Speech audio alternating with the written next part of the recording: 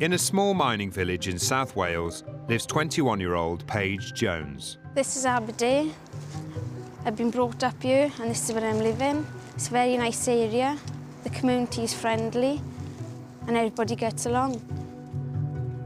Paige lives with her 3-year-old son in a house that has been in her family for 3 generations. I'm very comfortable living in this house. My nan was brought up in this house. And her father Gary lives nearby. Me and my father get along really well. Not only is he my father, he's like my best friend. When we see one of us, there's another one always chasing behind. 4 years ago, Paige got some new neighbours. Joanne Dowling and her children. Joanne has agreed to speak to us, but has asked not to be shown. When I first moved in, I thought it was a quiet street and that people were friendly. I never really had much to do with Paige at all. She's a very shy person. I don't think she bothered with many neighbours in a friendly way. For 3 years, the neighbours didn't speak to each other. But one day, something very unfriendly happened that forced them to talk. I'd been out on a Friday night for a few drinks, got back to the house about 8 o'clock in the morning. So I walked from the car, which was parked down there, up to the house,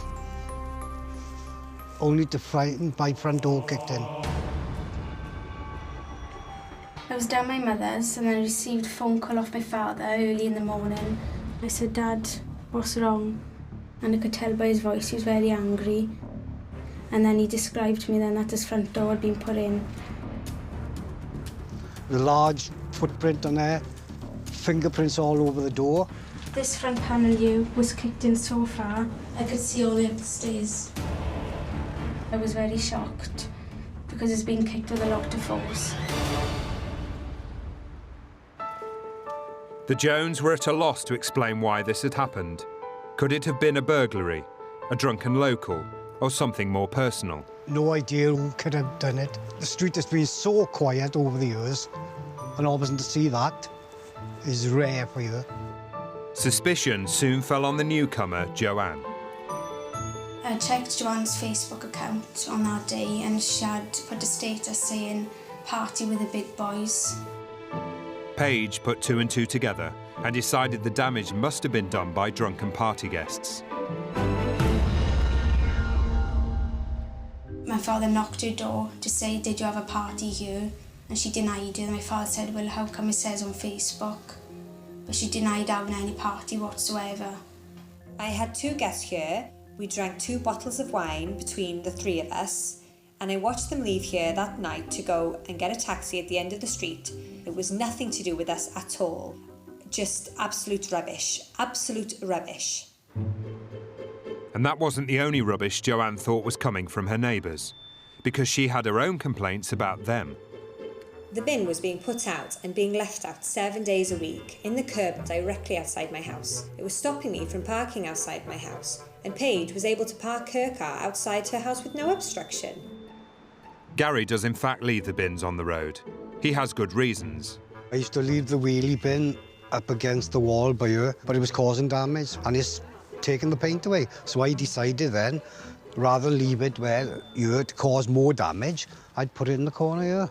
No one uses that, no one parks there, so I thought it'd be out everyone's way, really. Paige's bin was taking up the parking space, and I would move the bin back outside of Paige's house and pull my car in. The next morning I'd get up and the bin would be jammed up against my car. A number of times I woke up to take my son to school. I've opened the front door here. As I stepped out, and basically we're on top of the wheelie bin, as the bin has been placed on the doorstep here. To stop Joanne moving their wheelie bin back outside their house, Paige resorted to a new tactic. I woke up one morning and my daughter said to me, "You'll never guess what they've done to their bin. Come and have a look." They had covered the bin in thick builder's grease with a sign on it saying, "Do not touch." The grease was put on the wheelie bin handles to stop the bin being moved from the road, and the sign was put on the bin to say "hands off," so you know not to touch. Basically, that's it. If it had got onto my children's clothing, or if I had brushed up against it or my car, It would have been very difficult to have removed. They were trying to antagonise me. They were trying to upset me. They were trying to cause trouble. The Joneses' wheelie bin was moved around the street for about 8 months before the council intervened. All of a sudden, we had a letter from the council saying no one is allowed to leave a bin on the pavement or the road until the day your rubbish had to be collected. So we need to move the bins in, otherwise we'd be fined. But this new arrangement didn't suit the Joneses. My father weren't willing to put the wheelie bin through the house due to unclean carpet, which meant our wheelie bin got taken away. In result of that, we've had to store our food and rubbish in the kitchen. I'm not happy about that because my son's only 3 and what happens if he falls and cuts himself on a tin? With the rubbish piling up in the kitchen, the Joneses felt there was only one place to put their overflow. I went to bring my bin in and noticed that the bin felt a bit heavy and the lid was open slightly. My sister and I just came back from cleaning up from my brother's birthday party. My sister still had the birthday cake. Because no longer us having a wheelie bin, my sister used Joanne's wheelie bin next door. I opened up the bin and noticed inside there was a silver cake tray with a cake on it. So I thought, it's not my cake and I know whose cake it is, so I put it on her doorstep. I seen the cake had been placed back on the doorstep. I thought it was very petty and childish, as I don't see no harm in using someone's wheelie bin to dispose of a cake. Paige's stepsister Layla had left the cake in Joanne's bin, so Paige got straight on the phone to her. I said the cake had been put back on the doorstep. My sister then came over and knocked Joanne's door to see what the problem was in using her wheelie bin. Paige's sister was very aggressive. I opened the door and received a tyrant of screaming abuse. They had a few words. My sister then put the cake down by this blue arrow here. Paige's stepsister kicked the cake at my house. I picked up the cake and threw the cake back to them. As I closed the door, I heard a thud. Went all over the wall here and it's still marked. I didn't want the cake outside the front of my property. It was their cake. They were having it back. Joanne called the police and Paige was ordered to clear the cake up. But it wouldn't end there. On the Sunday morning, my father went to Joe's house just to say enough's enough. As I opened the door, Gary lunged towards me. He scrammed all my neck. He ripped my top open and was trying to push me into the living room. I was screaming for him to get out. His words were inaudible. He had been drinking heavily, could smell it on him. My boyfriend got up and he came running down the stairs. Come on then, I'll take the lot of you on. I was in the middle of it. I was the one that got kicked. It was a serious allegation, and one that Gary didn't want to talk to us about. He got arrested. I didn't approve of the way he got handled or spoken to, as he was out of order.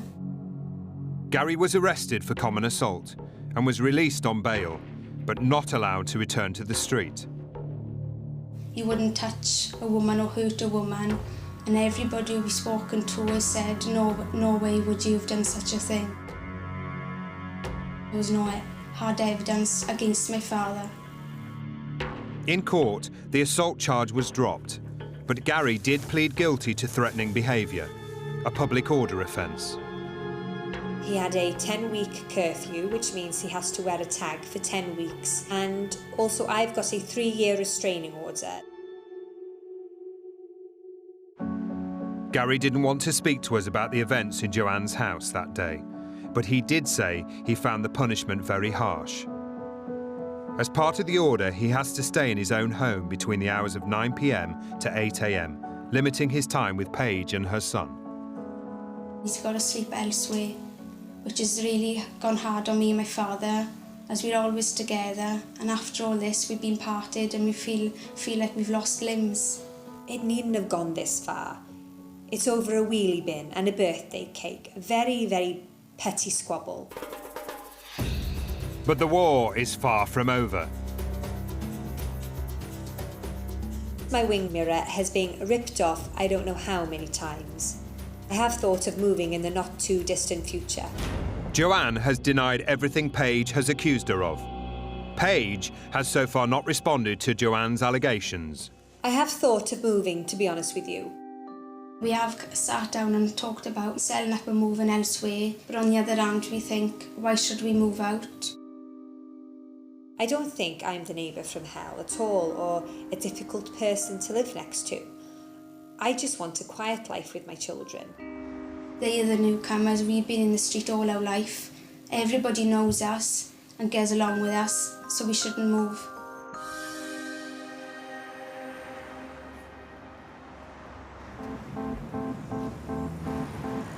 Finding a forever home is always tough. But Chris Barnes is a property investor who buys houses and lets them out. So he decided to move into one of his favourite houses. It's a nice house, semi-detached, close to York City Centre, which is what I wanted, really.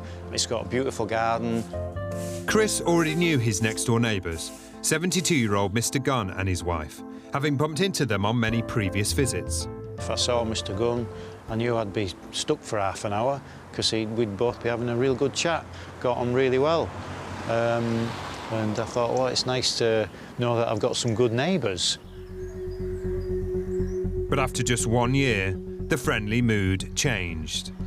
I'd walk down the driveway and see them and say hello, and they'd just ignore me. And I remember thinking, well, I don't understand why. What have I done? Chris ignored his neighbours and got on with sorting out his new home. I've always looked after the place, and you know, when I've got time to do it, and I always like looking after it. I've always cleaned the drive. So when his drive kept getting messy, he noticed. I was getting a lot of leaves on the driveway. I've got a eucalyptus tree in the back garden. It's quite a big tree.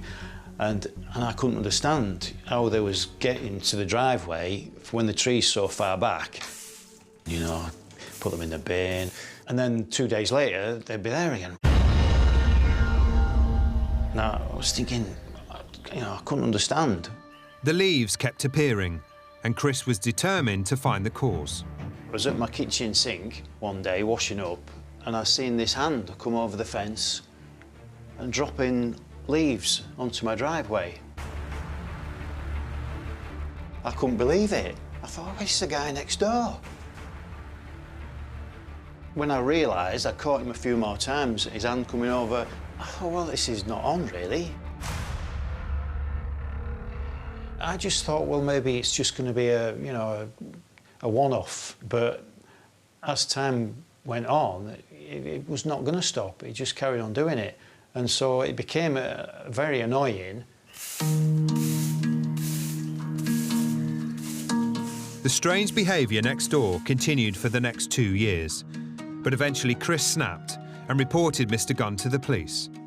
When the police went round to see him, they said that he was putting the leaves over because the leaves was falling into his garden off my tree. But, I mean, it's a eucalyptus tree. It doesn't really shed its leaves, and if it does, it's only, you know, a few. Chris hoped that the chat with the police would warn his neighbour off. And for a few months, it seemed to have worked. I was out here having a barbecue with some friends, having a nice time, a few beers, not making much noise, really. And then one of the guys decided he was leaving. Opened the front door. The neighbour must have come across and he'd just dumped loads of leaves outside the front door. And I just thought, well, why would he do that? Maybe he's jealous that we're out there having a good time. I just didn't understand it. When Chris phoned the police this time, the result was an harassment notice for Mr Gunn. I thought, thank God, at last, you know, something's actually, you know, because this had been happening for you know, a couple of years by this time. And I thought, well, thank God, you know, he's got to stop now.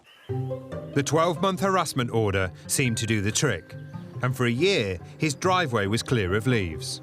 As soon as it was up, it just started all over again. He was actually pushing leaves through the gaps in the fence individually, like a leaf, like that big, one by one, and I just couldn't believe it. Chris felt that Mr. Gunn wasn't just back to his old tricks. Now he was taking things further. Every time I went out in the car, I'd come back and the gate had been half closed, just pushed across, so that I'd have to get out of the car to open the gate. And it was just like torturous, like these constant niggling things. I was letting it get to me more than it should have done. You know, all my friends would say, oh, just ignore it. If you ignore it, you'll just, you know, go, and I said, I can't ignore it because it's there every day. You know, I'm seeing it every day. But it wasn't just a mind game. Chris started to fear for his safety. Started to find nails in my tyres. Maybe I'd only had one in my life of driving, and I got 5 in 1 year. Not like I'm driving on building sites or anything. So the only place for me where these nails was coming from was from next door. His home was far from the sanctuary he had dreamt of. The police said that if I was you, I'd put some CCTV up, especially, you know, with the nails in the tyres. It's quite dangerous. The first thing that Chris noticed was something being piled up against his fence. He would store lots of like rubbish at the side of his house, so it was opposite my kitchen window, and it was rotting wood and just bags of rubbish, and it just looked awful, unsightly. And so I actually built the fence a little bit higher so it would hide all this rubbish. But he just built the rubbish higher. I just can't win. I can't win here. Eventually, the weight of Mr. Gunn's rubbish mountain proved too much. The weight of the bags has shoved the panel out, and these are the bags. They're just like really heavy, full of soil, manure, and there's just bits of wire coming through, and it's just a mess. Just beggars belief. It's just disgusting. I feel stressed, and I mean, I've been in tears. Even though to a lot of people it seems maybe quite petty, but this has been going on for so long. I just see the guy as being a nasty piece of work. Chris was reaching the end of his tether. Because I was reporting all these incidents and the police was coming around, they gave him another harassment warning lasting 12 months. But this one didn't take any notice of it. He just carried on. And Mr. Gunn seemed to have come up with a new way to upset his neighbour. He breaks open a little section of the fence so that he can put his soil and compost there, manure, and just jet washes it through pretty much every day. I'll repair it. Next day, hammer and chisel, breaks it open again. To me, it's a health hazard. You know, it's filthy brown water, and it just all cascades onto my driveway. That's what's come out of that hole. It's disgusting.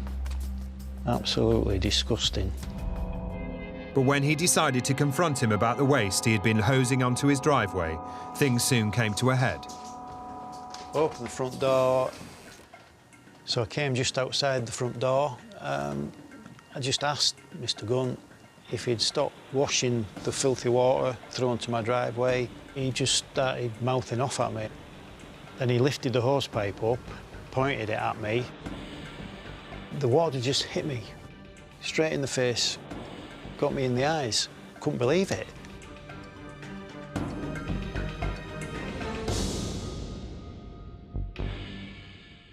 I was in a bit of a shock, really, because I thought, well, the guy's getting aggressive now. You know, it was almost like he'd taken it to another level, really. The police came and arrested Mr. Gunn. He was charged with assault by beating, and a date was set for a hearing. I was glad that something was happening. So I went to court and I gave my statement of what happened, and then Mr. Gunn gave his statement, and then he was, you know, he was found guilty. Mr Gunn was convicted and fined £500 and was instructed not to go near Mr Barnes for 12 months or he would be arrested. Chris hoped his nightmare was at an end. I thought it would help, to be honest. I thought, you know, that's got to curb it, surely. No, just carried on. We asked Mr Gunn for his comments, but we have so far not received a response. With no apparent end to his neighbour's harassment, Chris is faced with an uncertain future. Saved up, worked hard to buy this house, and I've got somebody living next door to me that's damaging and spoiling my property. And why should he be allowed to carry on like that? Mr Gunn is, for me, he's quite an evil character. You know, he's upset me a lot of times, and there's just no reason for it. He's just a nasty piece of work. I just don't like the guy. Don't like him at all.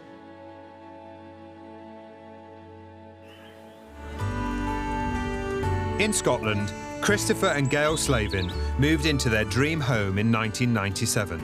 It was in the small town of Moodysburn near Glasgow. I moved here because back garden was enclosed, so that was a big reason for moving up here. It seemed like a perfect home, and the Slavins already knew their next-door neighbours, Maureen McGecky and her son Patrick. Well, I actually grew up with Patrick, went to the same school as him. We thought, yeah, we've got good neighbours. At that time, the back gardens were only separated by a low fence. We used to sit out the back and we'd have tea and a laugh and a wee gossip, and everything started really well. But now, a 6-foot barricade divides the two gardens. The reason dates back to a family celebration 10 years ago. It was a few weeks before my daughter's communion that I had noticed that Maureen was quite strange towards me. So I knocked on Mrs McGecky's door to see what the problem was. I said, Maureen, have I done anything to offend you? And she says, indeed you have. I never got an invitation. Nobody in the family got any invitations. It was all just word by mouth. Just thought that's the way you'd done things. Maureen did turn up to the ceremony, but she ignored Gail. That was the way Maureen was. If she didn't like something that you did, she would let you know by not speaking to you. Although the communion had caused ill feeling, the families managed to get their relationship back on track. And 2 years later, when Gail's son Paul was due for Holy Communion, she was eager not to make the same mistake again. I'd actually got an invitation for Maureen and only Maureen. Nobody else got a written invitation. And I thought, well, that'll stop any misunderstanding. The day of the communion arrived, and after the event, family and friends gathered at the Slavins' home. But there was no sign of Maureen. A few days later, it was obvious there was a problem. So I was standing here putting the covers out, and Maureen came out the back. And I says, oh, hi, Maureen, morning. And she just drew me a dirty look and about turned and went away in. I learned that it was because I never asked her into the communion personally. After I had gave her an invitation, she was still wanting me to bring her into the house. It was downhill after that. We just never really spoke. With tensions mounting, it didn't help when Maureen's son Patrick started enjoying a spot of nocturnal gardening. Noticed Patrick out early hours in the morning, 2 or 3 o'clock in the morning, watering the garden, spraying weed killer. As long as he wasn't making noises and waking us up, there wasn't really a problem. But when the Slavins started noticing their own plants dying, they grew concerned. We used to have a wee bed of plants down here. They get ruined and the hydrangea get half ruined, so we cut it all back and that's when we put it. But the rest of them we flung out in the bin and we stopped putting stuff in the garden, and that was it. Convinced Patrick McGecky's late-night weed killing was responsible for their dead flowers, the Slavins reported the incident to the police. And they said, you need witnesses and evidence. And we thought, oh, no, he'll not do it again, that's it. He'll get fed up, I'll go away. We spoke to Patrick McGecky, and he refused to comment on any of the Slavins' allegations. But according to Christopher and Gail, a few nights after they reported the incident to the police, he was at it again. I heard Gail getting up, went to the window, says, "Oh, Patrick's out with his weed killer." Grabbed my phone, said this would be a good time to hopefully get some evidence. Went down the stairs. I came to the back door. Patrick was at the back fence spraying weed killer. I followed him up and down. He looked up, and that's when he noticed me. I was still videoing him. I've seen you. No, but that's criminal damage, wee man.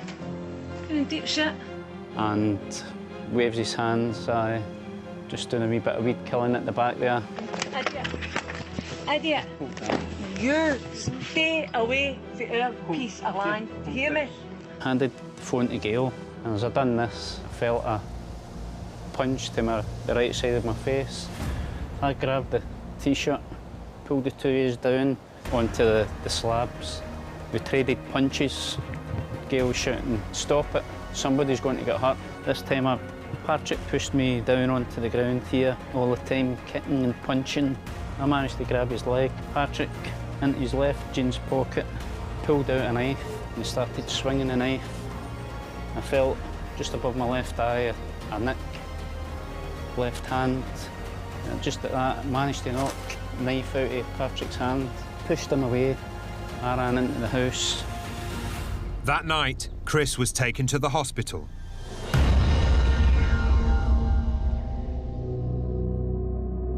I received 2 injuries, one to my forehead, just above my left eye. I had 5 stitches and a cut between my thumb and my first finger. I was in shock and didn't expect things to turn out the way they did. Patrick turning aggressive and nasty. Patrick McGeechy was arrested. He claimed he was acting in self-defence and that Christopher had thrown the first punch. The weed-killing charges were dropped, but he was tried for serious assault. However, when the verdict was read, the Slavins were in for a shock. The verdict came back, not guilty. Numb. There's no words that can describe it. The court was satisfied Patrick McGeechy had acted in self-defence. 2 months after the trial, Chris had visitors. And it was 2 police officers said, "There's been an allegation that you've threatened Patrick McGeechy, but there is no witnesses, so we'll not be proceeding any further with the allegation, just make you aware of it." I hadn't done anything at all. As far as I was concerned, that's the end of the matter. It wasn't. A few days later, the police returned.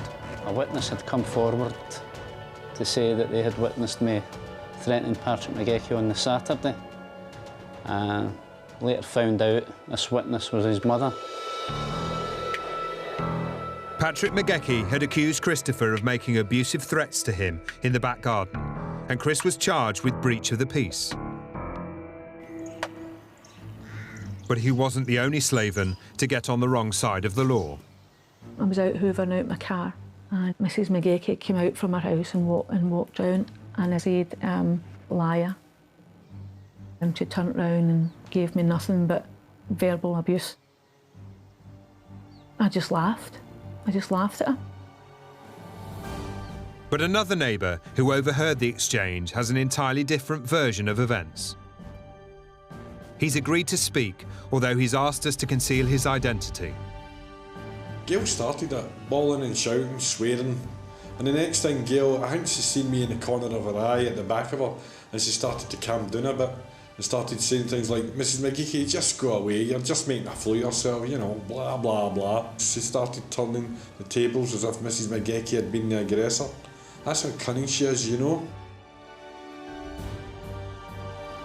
Gail denies this happened, but the police were called and she was charged with threatening and abusive behaviour.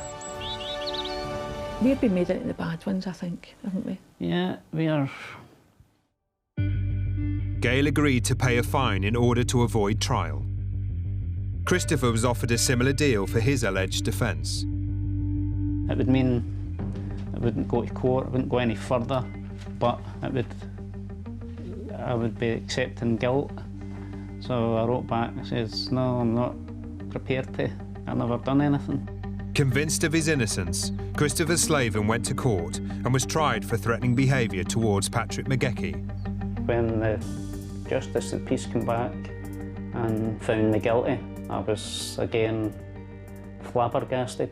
I couldn't believe the outcome of it.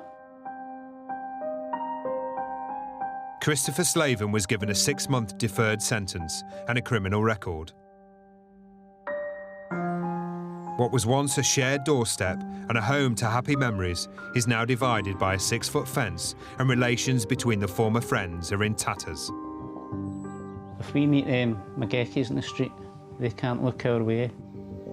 The McGeechys declined to be part of this film, but said the outcome of the various court proceedings against the Slavins speak for themselves. I can't actually see any good coming out of it now. It's went on far too long and the winds are deep. In Whitby, 84-year-old Army veteran Philip Taylor is not going to be walked over by anyone.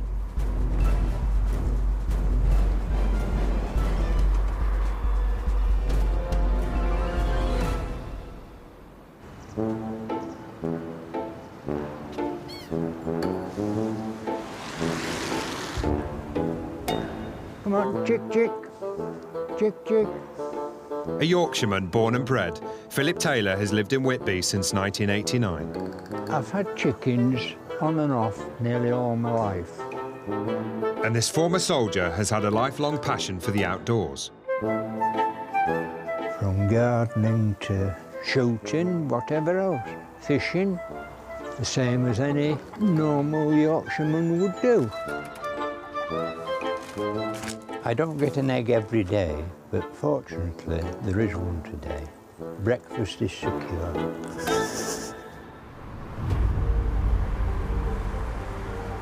But one day in December 2013, Philip's love of nature caught the attention of his next-door neighbours, Mr. and Mrs. Webb. I was tending my plants on the other side of this fence, just there, as I had done for the last 26 years.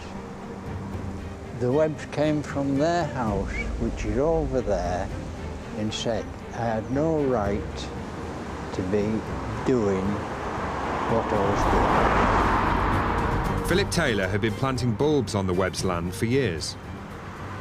And my reply was, are you going to throw me off? On that comment, Mrs. Webb insisted that I had to stop. Mr. and Mrs. Webb had built their home behind Philip's in 2007 and had expanded their land by purchasing a strip of grassland that borders Philip's garden.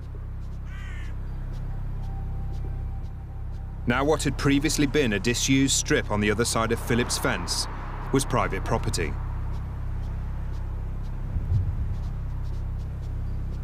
Why they should take a fence that they're trying to brighten it up, I can't understand. But Philip had been using the land for more than just gardening. When he moved here with his wife in 1989, they liked to be able to use it to get their caravan in and out of their back garden. This is my caravan.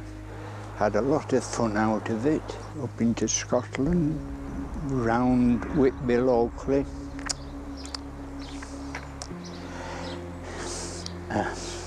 Gets a bit sentimental because I had the wife then. Philip's wife passed away in 1992. And although it's a few years since he used the caravan, Philip still likes to be able to access his garden through the land. But one day in 2014, the Webbs decided to do some gardening. I came down for breakfast roughly 8 o'clock. As usual, I looked outside, my chickens and things like that, gaze as you do, and I realised that there was action taking place just beyond my caravan. And it was Mrs. Webb and her husband with a chainsaw.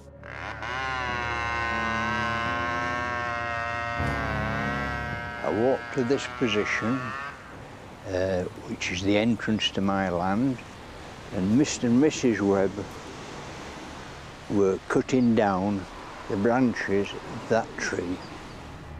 Although the tree was rooted in Philip's garden, Mr. and Mrs. Webb were in fact only sawing off branches that were hanging over the fence into their land, something they are entitled to do. But when they were finished, Philip had a problem.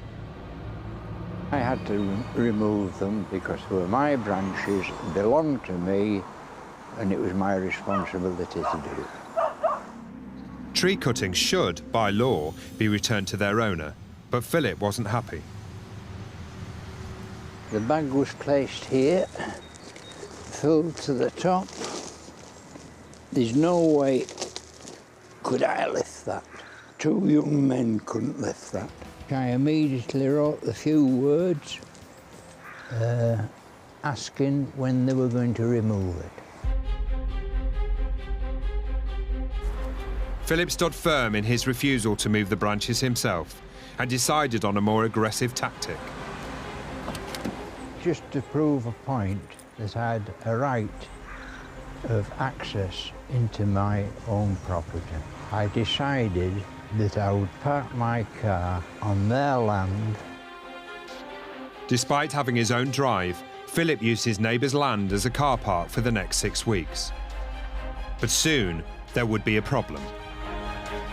I came back from Whitby town to find Mr. and Mrs. Webb with 2 or 3 other men laying big boulders. They put them there to stop me bringing my car onto the land.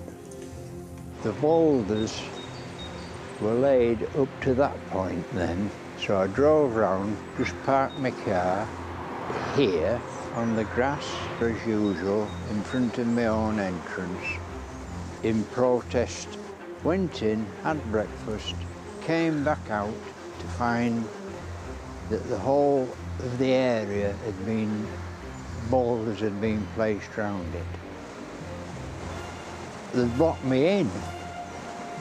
They'd locked me in completely. But things were about to get much worse for Philip. I picked up this hammer, walked over to that rock and swung it, cracking it. After striking that rock 3 times, a piece came off. That was my intention, and I was quite pleased to see it happen. But before long, the police arrived on the scene. The police arrived and told me that I was under arrest and that I would be taken to Scarborough police station. They would handcuff me. Philip was arrested for criminal damage and driven 20 miles to Scarborough police station for questioning. They introduced me to this cell, which they locked me up in, took my shoes from me, everything else. I can't say that I was frightened, ever frightened.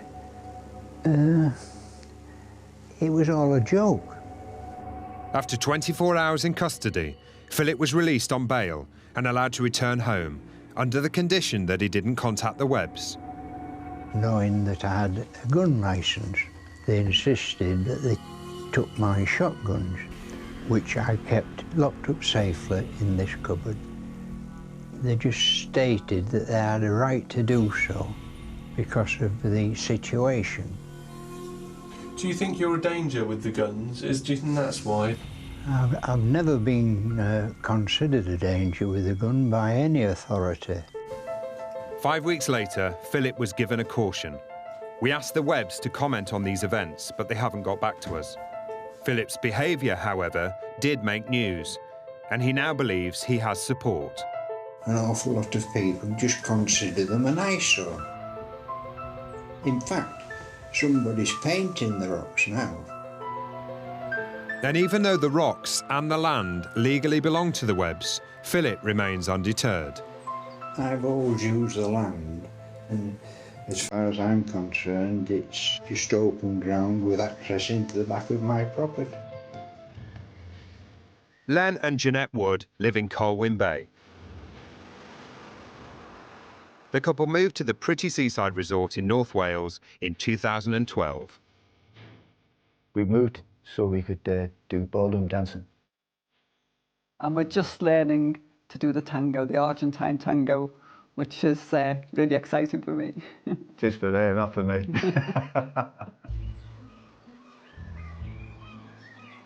Len and Jeanette bought a ground floor flat, and it came with the freehold of the property. So we've got the garden flat, which means we own the drive, the garage, the front and back garden, and the fabric of the building. The building is ours. Both the freehold of the property and the top floor flat had a separate 100-year lease. The lease allows the upstairs flat to use the space of the building. So, for instance, they are responsible for the inside walls, floor and ceiling. The outside walls are our responsibility. And it's our responsibility to do the work and then collect half of the cost from the owner of the flat upstairs. For 2 years, the Woods lived in peaceful neighbourly harmony with an elderly couple living upstairs. But in May 2014, they sold the flat to a new neighbour. The first time I met him, he was walking up the path and I invited him into the garage and I told him that I was the freeholder of the flat. And I said to him, I do all the work myself.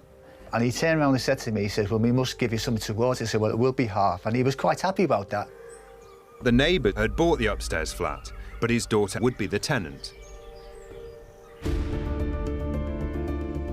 Within a couple of days of moving in, I noticed 6 plant pots across our drive under my porch window, and a big chimney and a big bird bath. And I thought, well, I'm not going to say anything because it was more important to me to have a good neighbourly feeling, and I felt she was a little bit prickly, so I thought I'll leave it for now. But if any more go down, I'm going to have to say something. The tenant had only been in the flat for a few days, but Len and Jeanette's tranquil life was set to be shattered. When they first moved in, the first few days, they were moving stuff around, which you expect when new people come. And we left it at that for a couple of days, and then after 3 or 4 days, it got louder, and by the end of the week, it was really noisy. There was one evening we were sitting here, and all hell let up upstairs, and the noise was terrific. It was like a stampede of elephants going across the floor. So I got up, and I could hear the noise, and it was like this, going like this all the time. I said to Inez, surely it's not going to be like this all week. We'll give them a few more days. And so that's what we did. I was hoping that it would calm down by the end of the weekend, which it didn't do. It just carried on. It's very irritating. Very irritating. Yeah. Very irritating. Spoils your life. Choosing to try and ignore the noise, Len got on with his building maintenance. One morning I was up the ladder and I was fixing the leak at the top of the gutter there. I was up there for about 20 minutes. And next thing is, she came through the door like a raving lunatic. And she said, what are you doing up the ladder? And I looked at her and I said, I'm doing the guttering. And she said to me, she said, I don't want you up the ladder. I came back down the ladder. She looked at me and the next thing is she just went out and I went back up the ladder. The mother came, she'd phoned the mother, and the two of them came out, and of course it just degenerated into an argument. She said we were invading her privacy and said, oh, I'm just concerned because my daughters are in the flat very often. And you said, what did you say then? I said, you think I'm going up there to look in the windows and see if you're in the nude or something? I was really tough at this point. As I walked off, I heard her say, you don't need your privacy, you're old. And I felt really sick by that what she said, that there was no need for this at all. When Len was doing maintenance work upstairs, his neighbour had accused him of being a peeping Tom. But when they first came, the police, I was outside coming, and as they walked in, I said, I know what they were here for. She says, we've got to come in, she says, because it's been as a crime. So I looked at her, I said, what's this crime? After looking at all my notes, the log I'd made up to then, they said that they should never have been called, and it was a civil matter. After talking to the Woods, no further action was taken by the police.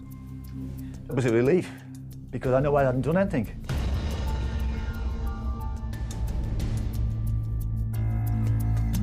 But the police did advise the Woods to ring Annabelle's doorbell to warn her of any future maintenance work on the property.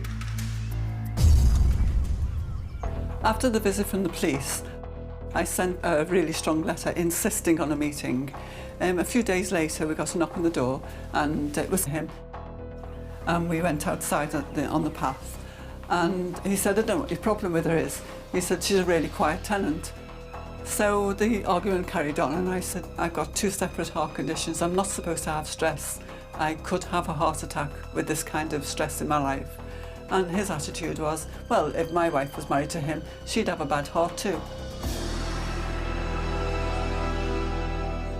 Over the next few months, the Woods kept their distance from their neighbour and were looking forward to a quiet, festive break. It was Christmas Day, and it must have been about 9 o'clock when it started. Just after 9 o'clock, the noise was unbelievable. They were moving the beds around, putting the beds back together, and everything, all sorts of things that was going on. And it just carried on all day, and it was absolutely hell from upstairs. I was really worried about Len. He was so distressed. He was getting more and more, wound up. And so I said, well, I'll call the police. And they said there was nothing they could do. And I just sat there and cried. We had no Christmas dinner, we had no Christmas Day.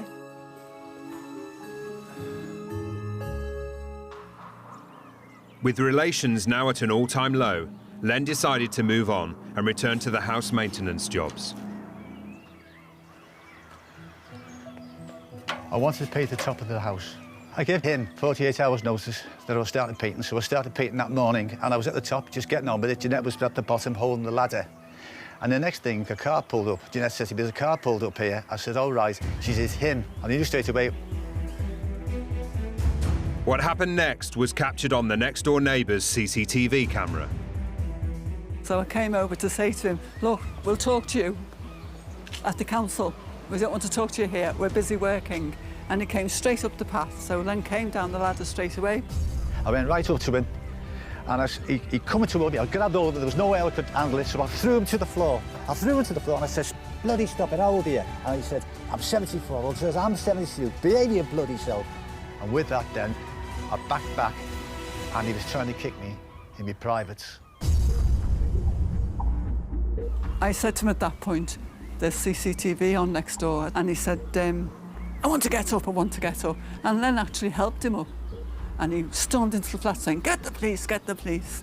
So I was really shook up and I was shaking. And Len just went back up the ladder.